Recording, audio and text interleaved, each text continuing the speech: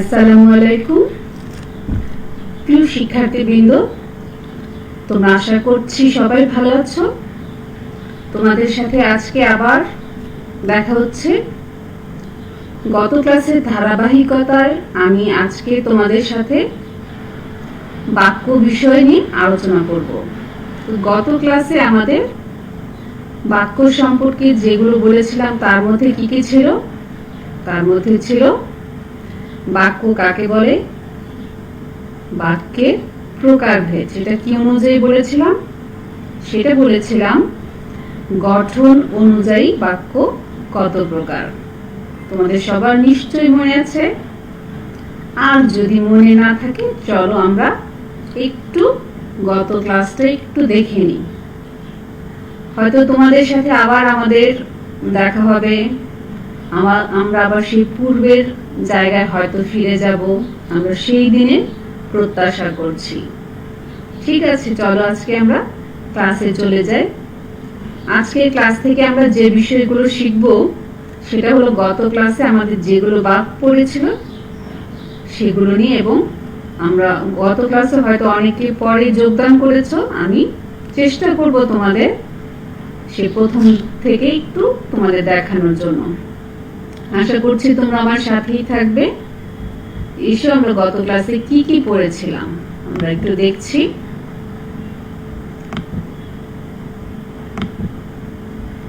আমরা গত ক্লাসে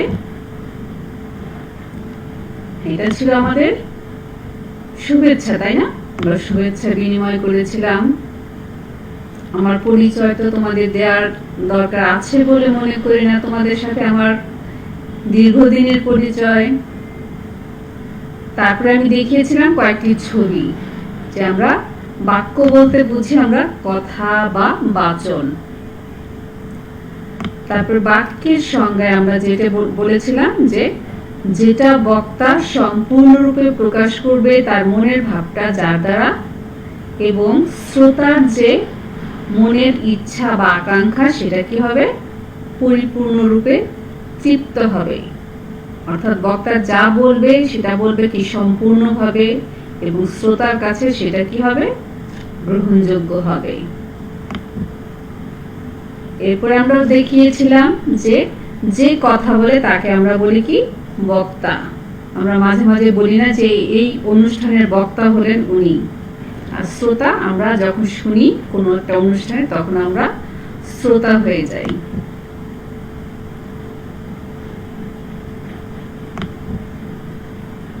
এরপরে আমরা যে বিষয়গুলো দেখেছিলাম সেটা কি? যে গঠন অনুযায়ী বাক্যকে ভাগ করা যায় কয় ভাগে? হ্যাঁ, তোমাদের অবশ্যই মনে আছে গঠন অনুযায়ী আমরা বাক্যকে কয় ভাগে ভাগ করেছিলাম? 3 ভাগে। একটি হলো সরল বাক্য, যার ইংরেজি নাম সিম্পল সেন্টেন্স। তারপরে জটিল বা মিশ্র বাক্য, যেটাকে ইংরেজিতে বলা হয় কমপ্লেক্স সেন্টেন্স। এরপরে হলো যৌগিক বাক্য, যেটা ইংরেজি নাম হলো কম্পাউন্ড।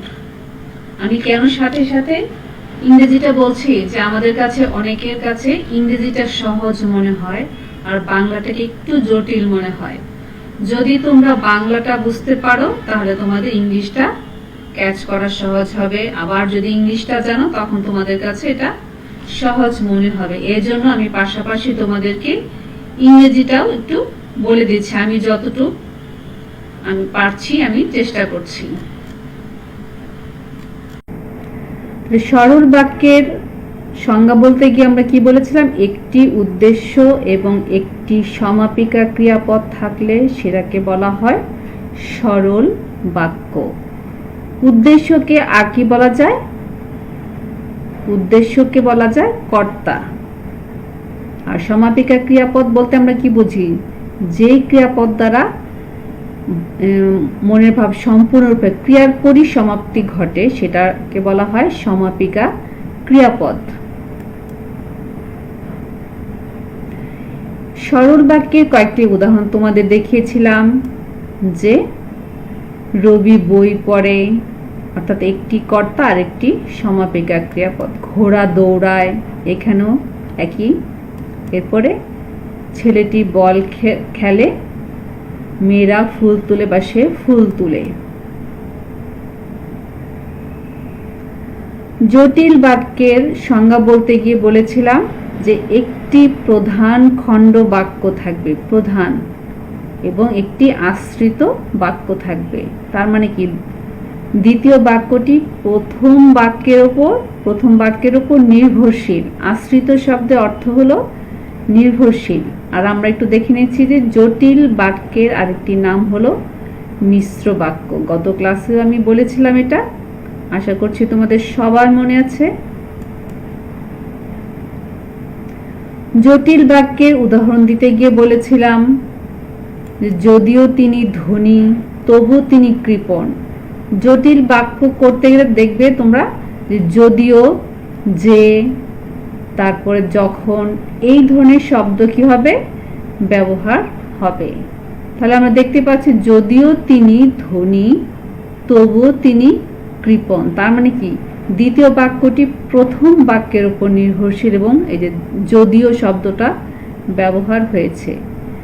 যে ভিক্ষা চায় তাকে দান করো, অর্থাৎ দ্বিতীয় বাক্যটি প্রথম বাক্যের উপর অবশ্যই নির্ভরশীল, এখানে আমরা দেখতে পাচ্ছি।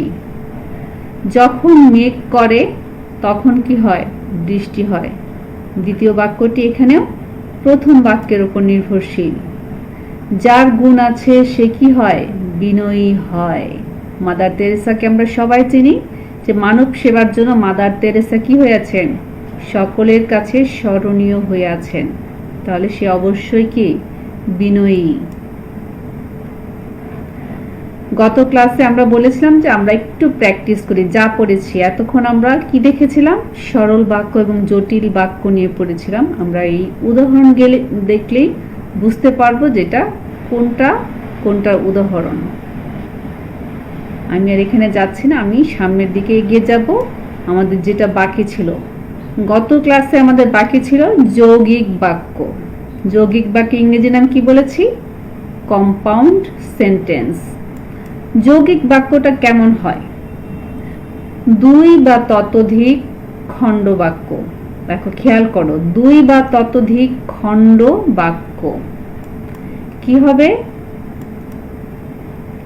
পরস্পর নিরপেক্ষ সংযোজক বা বিয়োজক অব্যয় দ্বারা যুক্ত হবে। আমি আরেকটু ভালো করে বলে দিচ্ছি, দুই বা ততোধিক খণ্ড বাক্য কি হবে, এরা সংযোজক এবং বিয়োজক অব্যয় দ্বারা যুক্ত হবে। সংযোজক শব্দের অর্থ হলো যেটা যুক্ত করে, আর বিয়োজক শব্দের অর্থ হলো যেটা বিয়োগ ঘটায়। আমরা জানি অব্যয়ের অনেক ধরনের অব্যয় আছে, তার মধ্যে একটি হলো সংযোজক, বিয়োজক। আমরা এবং, ও, তিনি এই সকল আমরা অব্যয় ব্যবহার করি। তারপর ব্যবহার করি কিন্তু, অথচ, বটে, এগুলো হলো তোমার সংযোজক বা বিয়োজক অব্যয়ের উদাহরণ। তাহলে যৌগিক বাক্য কি হবে, দুই বা ততোধিক খণ্ড বাক্য থাকবে এবং এই বাক্যগুলো সংযোজক বা বিয়োজক অব্যয় দ্বারা কি হবে, যুক্ত হবে। আমরা একটু উদাহরণ দেখলে আমাদের এই বিষয়টা আরেকটু বেশি স্পষ্ট হবে। দেখো, সূর্য উদিত হয় এবং অন্ধকার দূরীভূত হয়। সূর্য কি হচ্ছে, এখানে উদিত হচ্ছে। আর পরের বাক্য আমরা কি দেখতে পাচ্ছি, অন্ধকার দূরীভূত হয়। এই যে দুটো বাক্য এখানে আমরা দেখতে পাচ্ছি, এই দুটো বাক্যকে সংযুক্ত করেছে কে, এবং। তাহলে এটা কি সংযোজক অব্যয় যুক্ত হয়েছে। পরের উদাহরণে আমরা দেখতে পাচ্ছি সে দরিদ্র কিন্তু তার মন ছোট নয়। সে দরিদ্র কিন্তু তার মন তো ছোট নাও হতে পারে। তাহলে এখানে কি ব্যবহার হয়েছে, এখানে কিন্তু অব্যয় ব্যবহার হয়েছে। সে দরিদ্র কিন্তু তার মন ছোট নয়। তা দেখতে পাচ্ছি যে আমরা এই বাক্যগুলো অব্যয় দ্বারা সংযুক্ত হয়েছে। পরের বাক্য আমরা দেখতে পাচ্ছি আকাশে মেঘ ছিল না কিন্তু কি হলো, বজ্রপাত হলো। তার মানে কি, বিনা মেঘে বজ্রপাত। মেঘ ছিল না কিন্তু বজ্রপাত হলো। তাহলে এই যে তিনটা উদাহরণে আমরা দেখতে পাচ্ছি এই বাক্যগুলো কিছু অব্যয় দ্বারা কি হয়েছে, সংযুক্ত হয়েছে। এবং কিন্তু এখানে আরো আছে, আমি মাত্র তিনটা উদাহরণ এখানে রেখেছি। আমরা যত বেশি পড়ব তত বেশি আমাদের সামনে আরো বেশি উদাহরণ আসবে। আমি যদি একসাথে বলতে যাই তাহলে তোমাদের এত কিছু মনে থাকবে না। আমরা এই পর্যন্ত দেখে রাখি। যৌগিক বাক্য কি হবে, দুই বা ততোধিক বাক্য কি হবে, এই বাক্যগুলো পরস্পর নিরপেক্ষ এবং সেটা কি হবে, সংযোজক বা বিয়োজক অব্যয় দ্বারা যুক্ত হবে। এখানে আমরা কিছু নোট করে রাখতে পারি। আমরা কিভাবে বুঝবো কোনটা সরল বাক্য কোনটা জটিল বাক্য। অনেক সময় আমাদের কনফিউশন লাগে, এটা কি সরল বা জটিল। এখন দেখো আমি কিছু তোমাদের জন্য একটু নোট করে রেখেছি। সরল বাক্যে এক বা একাধিক অসমাপিকা ক্রিয়াপদ থাকতে পারে, কিন্তু সমাপিকা ক্রিয়াপদ থাকবে কয়টি, একটি। এখানে আমরা কি দেখতে পাচ্ছি, যে আমি প্রথমে বলেছিলাম যে সরল বাক্যে একটি উদ্দেশ্য আরেকটি সমাপিকা ক্রিয়াপদ থাকবে। এই সরল বাক্যে কিন্তু আমি এখানে আবার বলছি, সরল বাক্যে এক বা একাধিক অসমাপিকা ক্রিয়াপদ থাকতে পারে, কিন্তু সমাপিকা ক্রিয়াপদ থাকবে কি, মাত্র একটি। এটা মনে রাখতে হবে। দেখো এখানে একটা উদাহরণ দিয়েছি, যেমন আমি তাকে দেখতে চাই। আমি এখানে কি উদ্দেশ্য, সাবজেক্ট, তাকে দেখতে পর্যন্ত কি অসমাপিকা, আবার চাই হলো সমাপিকা। তাহলে সরল বাক্যে এক বা একাধিক অসমাপিকা ক্রিয়াপদ থাকতে পারে, কিন্তু সমাপিকা ক্রিয়াপদ থাকবে মাত্র কি একটি। ঠিক আছে, এ পর্যন্ত মনে রাখবে, এটা বিশেষভাবে নোট করে রাখবে। জটিল বাক্যে আমরা যাচ্ছি। জটিল বাক্য তো একটু জটিলই হবে, তাই না? জটিল বাক্যে যে, যিনি, যে, এখানে যে দুইবার আসছে। জটিল বাক্যে যে, যিনি, সে, যখন, তখন, যারা, তারা, বরং, যেহেতু, সেহেতু ইত্যাদি সাপেক্ষ সর্বনাম ও নিত্য সম্বন্ধীয় অব্যয় ব্যবহৃত হয়েছে। আবারও বলছি, জটিল বাক্যে কি কি ব্যবহার হবে আমি প্রথমেই বলেছিলাম, যে, যদি, যখন, তখন, যে, সে, এই ধরনের অব্যয় কি হবে, ব্যবহার হবে। ঠিক আছে। আবার মিশ্র বাক্যেও কিন্তু অব্যয় ব্যবহার হবে, কিন্তু সেটা কি সংযোজক বা বিয়োজক অব্যয়। কিন্তু জটিল বাক্যে যে, যিনি, এগুলো কিন্তু এক ধরনের নিত্য সম্বন্ধীয় অব্যয়। নিত্য মানে কি সব সময়, নিত্য শব্দের অর্থ হলো সব সময়। আর সাপেক্ষ শব্দের অর্থ হলো নির্ভরশীল। বলছিলাম যে আশ্রিত বাক্য সাপেক্ষ সর্বনাম ও নিত্য সম্বন্ধীয় অব্যয় ব্যবহৃত হয়েছে। এটা মনে রাখবে। কি কি শব্দ, যে, যিনি, যখন, তখন, যারা, তারা, এই ধরনের অব্যয় ব্যবহৃত হবে জটিল বা মিশ্র বাক্যে। তারপরে দেখো যৌগিক বাক্যে, এখানে যৌগিক বাক্য হবে, এই মিশ্র বাক্যটা এখানে বাদ যাবে। মিশ্র বাক্য, যৌগিক বাক্যে কি হবে, এবং, কিন্তু, অথচ, বটে ইত্যাদি সংযোজক এবং বিয়োজক অব্যয় দ্বারা যুক্ত হবে। তার ওই জায়গায় মিশ্র শব্দের জায়গায় কি ব্যবহার হবে, যৌগিক বাক্যে। যৌগিক বাক্যে কি ব্যবহার হবে, এবং, অথচ, বটে ইত্যাদি সংযোজক বা বিয়োজক অব্যয় যুক্ত হবে। এখন এতক্ষণ আমরা যা পড়লাম সেখান থেকে আমি তোমাদের কয়েকটি প্রশ্ন করছি। বাক্য বলতে আমরা কি বুঝি? তোমাদের অবশ্যই মনে আছে, বাক্য বলতে আমরা বুঝি কথা বা বাচন। কথা বা বাচন যেহেতু বুঝি, তাহলে বুঝিটার ব্যাখ্যাটা কিন্তু একটু বড় হবে। শুধু বাক্য শব্দের অর্থ বললে হবে না, আরো কি একটু বুঝিয়ে বলতে হবে। অর্থ বাক্য বলতে আমরা বুঝি কি কথা বা বাচন। কিন্তু যদি আমরা একটু ব্যাখ্যায় যাই তাহলে কি হবে, যার দ্বারা বক্তার মনের ভাব সম্পূর্ণরূপে প্রকাশ হয় এবং শ্রোতার যে ইচ্ছাটা, জানার ইচ্ছা, সেটা পরিপূর্ণরূপে তৃপ্ত হয়, সেটাই হলো বাক্য। 2 নম্বর প্রশ্নে আমরা যাচ্ছি, বাক্যের সঙ্গে কয়জনের সম্পর্ক রয়েছে? একটি বাক্যের সঙ্গে 3 জনের সম্পর্ক রয়েছে, একজন বক্তা, আরেকজন হলো শ্রোতা। এটা মনে রাখতে হবে, কারণ একজন বলবে আর একজন অবশ্যই শুনবে। আর যদি আমরা একা একা কথা বলি, আমরা তো কথা যখন বলি তখন কিন্তু আমরা একা বলি না। একা বললে আমাদের মানুষ অন্যরকম কিছু ভাবতে পারে যে আমাদের কোনো সমস্যা আছে। আমরা যখন কারোর সাথে কথা বলি অবশ্যই আমাদের সামনে একজন শ্রোতা দরকার হয়। আর এমনিতে আমরা যখন মনের ভাব, আমরা গান গাই, তখন আমরা একা গাইতে পারি, কিন্তু মনের ভাব প্রকাশ করার জন্য তোমার একজন শ্রোতা দরকার। ঠিক আছে? 3 নম্বর প্রশ্নে আমরা যাচ্ছি, বক্তার কাজ কি? বক্তার কাজ হলো কথা বলা। শ্রোতা কি করে? শ্রোতা হলো শোনে, সে শোনার কাজটা সে করে। গঠন অনুযায়ী বাক্য হলো 3 প্রকার: সরল বাক্য, জটিল বা মিশ্র বাক্য, আর একটি হলো যৌগিক বাক্য। সরল বাক্যে কয়টি সমাপিকা ক্রিয়াপদ রয়েছে? সরল বাক্যে মাত্র একটি সমাপিকা ক্রিয়াপদ রয়েছে। আরেকটি নোট করতে বলেছিলাম, সেটা কি? একাধিক অসমাপিকা ক্রিয়াপদ থাকতে পারে, কিন্তু সমাপিকা ক্রিয়াপদ থাকবে একটি। কোন বাক্যের প্রধান খণ্ড বাক্যের আশ্রিত বাক্য রয়েছে? আমরা কোন বাক্য করতে গিয়ে বলেছিলাম যে বাক্যের একটি প্রধান খণ্ড বাক্যের আশ্রিত বাক্য থাকবে, সেটা হলো তোমার জটিল বা মিশ্র বাক্য। 8 নম্বর প্রশ্নে যাচ্ছি, যৌগিক বাক্যের 2 বা ততোধিক সরল বা মিশ্র বাক্য কি দ্বারা যুক্ত হবে? সংযোজক বা বিয়োজক অব্যয় দ্বারা যুক্ত হবে।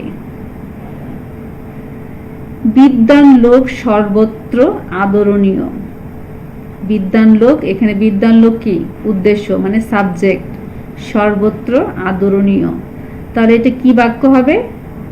অবশ্যই সেটা সরল বাক্য হবে। যদি বৃষ্টি হয় তবে বের হব না। তাহলে প্রথম বাক্যটি কি? একটি প্রধান খণ্ড বাক্য, এবং দ্বিতীয় বাক্যটি প্রথম বাক্যের উপর নির্ভরশীল। যদি বৃষ্টি হয় তবে বের হব না, তাহলে এটা কি বাক্য হবে? জটিল বা মিশ্র বাক্য। তারপরে 11 নম্বরে যাও, 10 মিনিট পর হলো এবং ট্রেন ছাড়লো। 10 মিনিট পর হলো এবং ট্রেন ছাড়লো, এখানে কি বলছে? যে 2 বা ততোধিক সরল বা মিশ্র বাক্য কি হলো? একটি সংযোজক এবং বিয়োজক অব্যয় দ্বারা কি হয়েছে? যুক্ত হয়েছে। একটি অব্যয় দ্বারা কি হয়েছে? সেটা যুক্ত হয়েছে, তাহলে অবশ্যই এটি যৌগিক বাক্য। সূর্যোদয়ে অন্ধকার দূরীভূত হয়। সূর্যোদয়ে কি হয়? অন্ধকার দূরীভূত হয়, তাহলে এটা আমরা কি বুঝতে পারলাম? এই বাক্যটি অবশ্যই সরল বাক্য।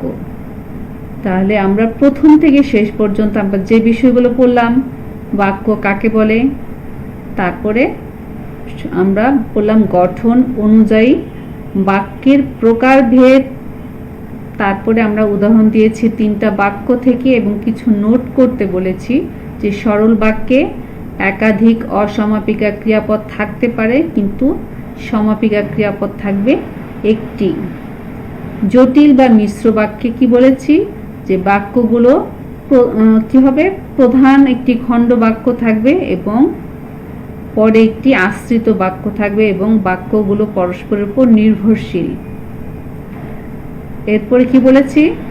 যে, যিনি, যখন, তখন, যার, তার ইত্যাদি নিত্য সম্বন্ধীয় অব্যয় বা সাপেক্ষ সর্বনাম দ্বারা যুক্ত থাকবে কে? জটিল বা মিশ্র বাক্য। এরপর তোমার যৌগিক বাক্যের নোট করতে গিয়ে বলেছি কি? যৌগিক বাক্যে সংযোজক এবং বিয়োজক অব্যয় দ্বারা যুক্ত হবে এবং কি হবে যে দুই বা ততোধিক সরল বা মিশ্র বাক্য একটি সংযোজক বা বিয়োজক অব্যয় দ্বারা যুক্ত থাকবে এবং বাক্যগুলো পরস্পরকে নিরপেক্ষ অর্থাৎ নির্ভরশীল নয়।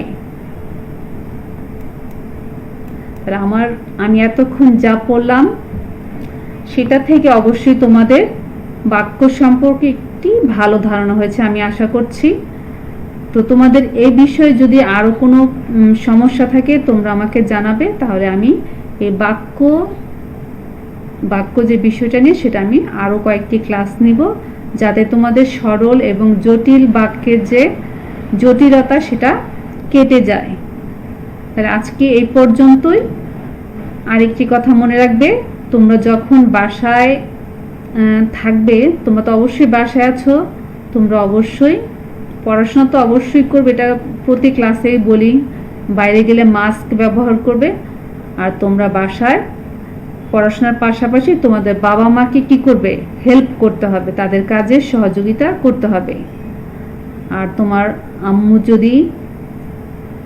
আম্মুর কাজে যদি সমস্যা হয়, অবশ্যই তোমার আম্মুর কাজে সহায়তা করবে, বাবাকে কোনো কাজে সামনে এগিয়ে দেবে। ঠিক আছে? এভাবে আমরা কি করব, বাসায় বসেও আমরা কি করতে পারি, সহযোগিতা করতে পারি পড়াশোনার পাশাপাশি। সবাইকে অসংখ্য ধন্যবাদ। আগামী ক্লাসে দেখা হবে নতুন কোনো বিষয় নিয়ে। এ পর্যন্ত সবাই ভালো থেকো, সুস্থ থেকো। আল্লাহ হাফেজ।